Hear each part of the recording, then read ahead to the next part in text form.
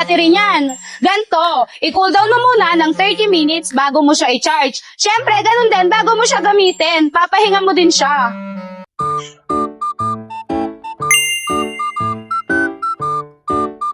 Iniisip mo ba kung kailan ka mag-charge?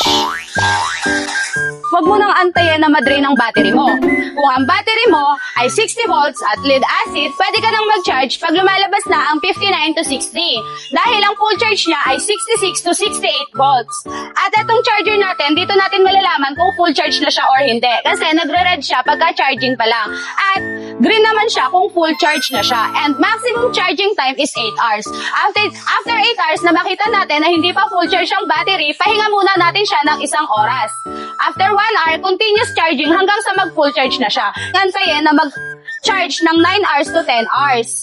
Kasi yun ang tinatawag na overheating. Doon tayo magkakaroon ng case na mag-bloated yung battery natin at bumili na naman tayo ng bagong battery. Sana nakatulong ang tips na to para mas matagal mo pang magamit ang e-bike mo. Dito lang yan sa JD Super E-Bike.